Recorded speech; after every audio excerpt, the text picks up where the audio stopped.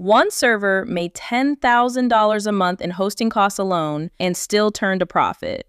Rockstar didn't build that server. A group of players did, years after GTA 5 came out, on top of a modding platform Rockstar had nothing to do with. Then, Rockstar went and bought the company behind it. That's not a rumor, and it's not a leak. It's just a fact about GTA 5. And once you understand why it happened, you understand almost everything about what's about to happen with GTA 6. GTA 6 comes out November 19th. Take-Two's own numbers put year-one revenue north of $8 billion. Almost all of that money moves in one direction, from players into Rockstar. But GTA 5 already proved something Rockstar never planned for. A real economy grew up around that game with barely any involvement from Rockstar itself. Content creators, private servers, marketplaces full of scripts and mods, all of it built by players, and a chunk of it is still running today, more than a decade after the game shipped. GTA 6 is about to run that same experiment again, except bigger. The player base is projected at over 200 million in year one.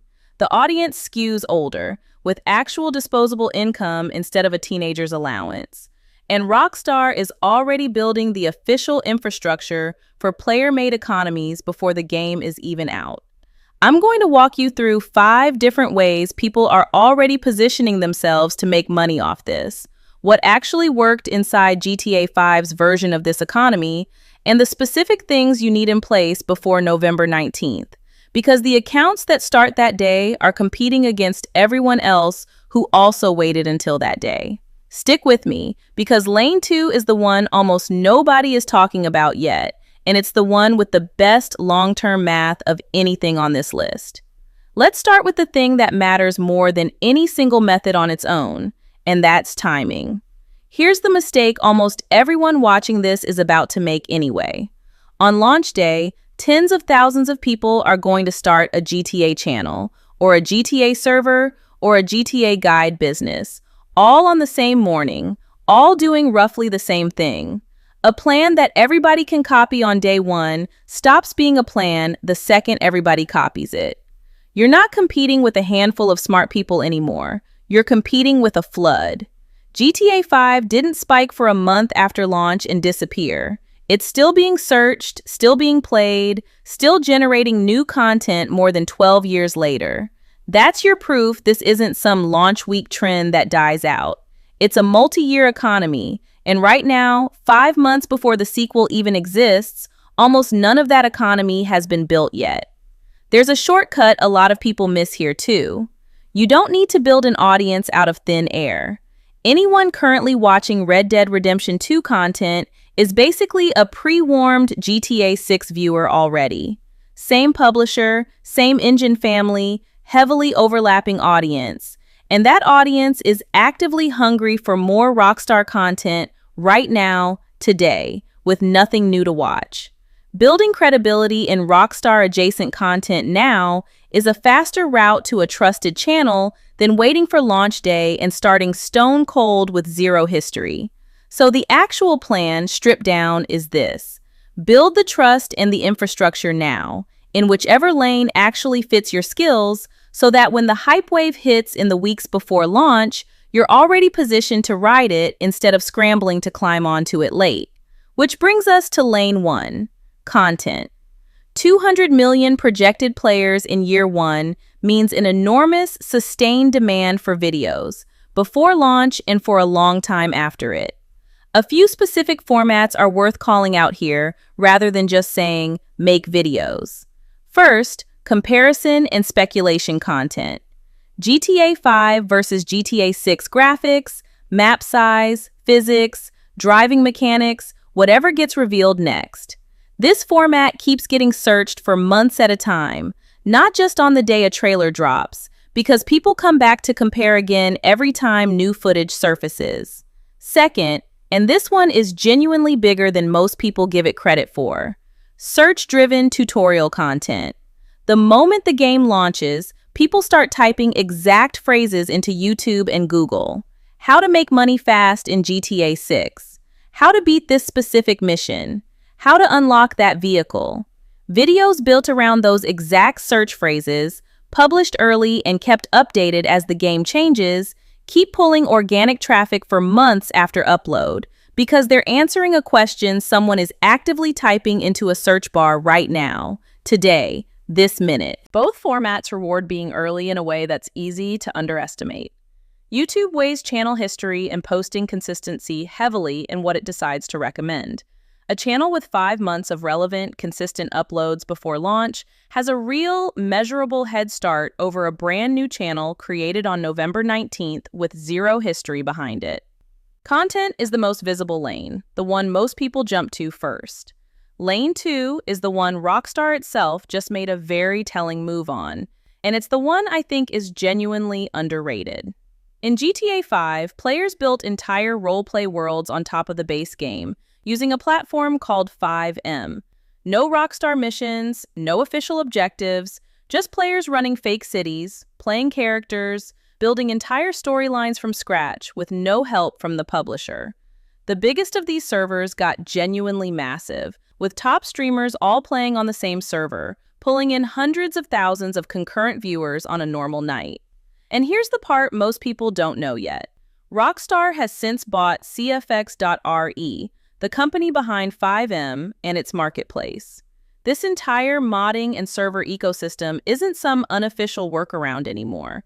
It's something Rockstar now directly owns, and they're building an official marketplace around it specifically for GTA 6. So, how did the money actually work in GTA 5's version of this, in practical terms? Server owners weren't charging people to play the game itself. They were charging for priority access, for cosmetics, and for exclusive roles. Something like $10 to skip the queue, $25 for a silver tier, $50 for near-instant access. Custom clothing packs, vehicle skins, phone customizations, usually somewhere in the $3 to $25 range each. Whitelisted jobs, things like in-server police or medics, where paying members sometimes got priority in the application process without it being pay to win.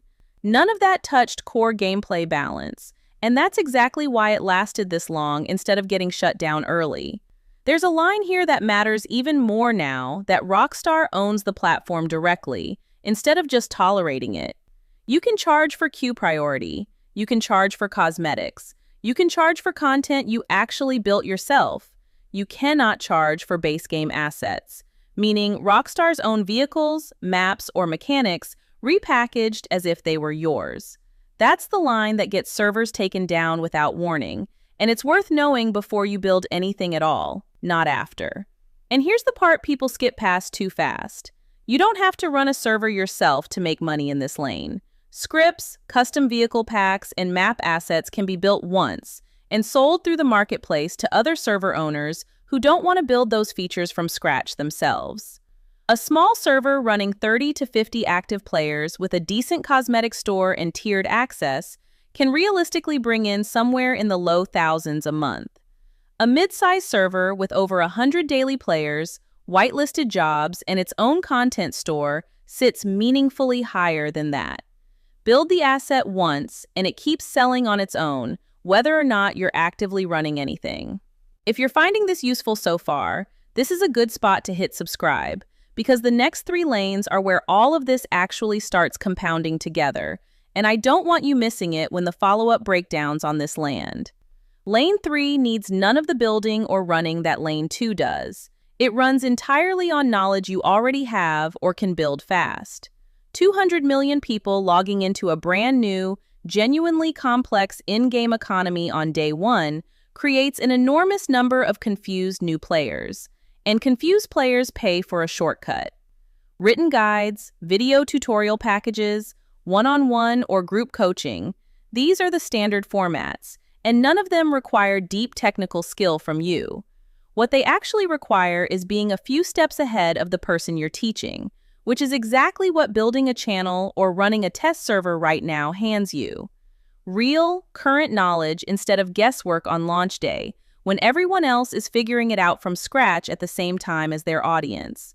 I'll be honest, I think this is the easiest lane to start and the easiest one to get wrong, because a guide with nothing new to say is worthless. The people making real money here aren't first, They're just genuinely one step ahead and honest about what they don't know yet. Lane 4 stacks on top of whichever audience you've already built from the first three, and it barely takes extra effort once that audience exists. Peripheral and gaming brands are going to spend heavily to reach GTA 6 audiences specifically, because that audience is huge and it skews toward people with money to spend. They pay creators for that access. Rates scale with audience size, smaller flat fee posts for smaller channels, meaningfully larger deals once you're established with real numbers behind you. Affiliate links work even without a direct brand relationship at all, just a straightforward percentage of whatever sales your audience actually generates through your link. This lane doesn't replace anything else on this list. It just sits quietly on top of whichever audience already exists underneath it. Lane 5 is the one that needs the least extra time out of your actual day, which is why I saved it for last. GTA 6 is set to be one of the most watched games in history for months after launch. People watching before they buy it to decide if it's worth it, people watching purely for entertainment with no intention of ever buying it themselves. Standard streaming income is subscriptions, donations, and ad revenue. Nothing new there at all. What's actually changed recently is AI tooling that can watch a full stream start to finish and automatically cut the strongest moments into short-form clips, turning one 3-hour stream into 6 or 8 short videos with zero manual editing on your end. One gaming session becomes stream income, clip income, and audience growth across multiple platforms at the same time, without adding a single extra hour to your day. So here's what actually starting now looks like in practice, broken down by which lane fits you best.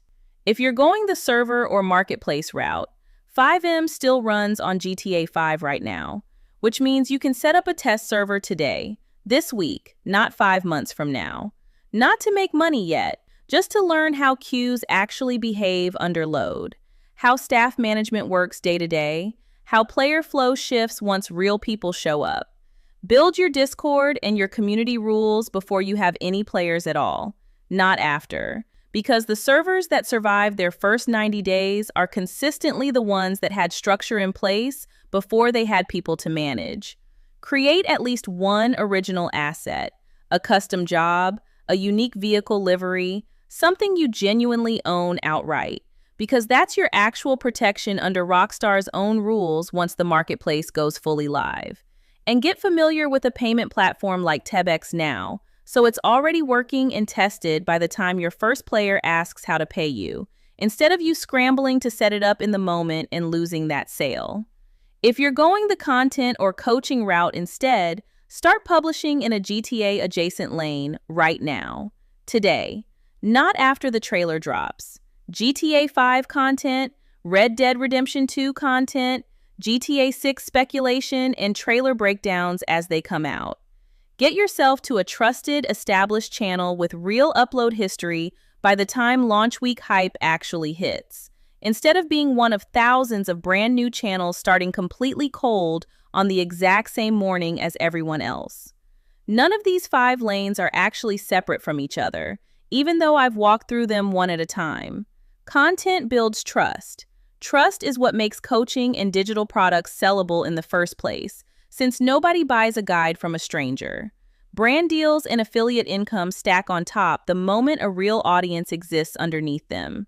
And a server or a marketplace asset can keep generating quietly in the background the entire time, on its own schedule, whether you're actively posting that week or not. 5 months out from launch, almost none of this is actually built yet. That's the real window here. Not the hype around the game itself, the empty space around it. Right now, before everyone else shows up on the same day you do, and the whole thing gets crowded overnight. If you got value out of this, subscribe, because I'm tracking the GTA 6 creator economy every single week between now and launch. And you don't want to miss the moment this shifts from planning to actually executing. And tell me in the comments which of these 5 lanes you're actually starting with first, because I read every single one of them, and I genuinely want to know where this audience is headed before November hits.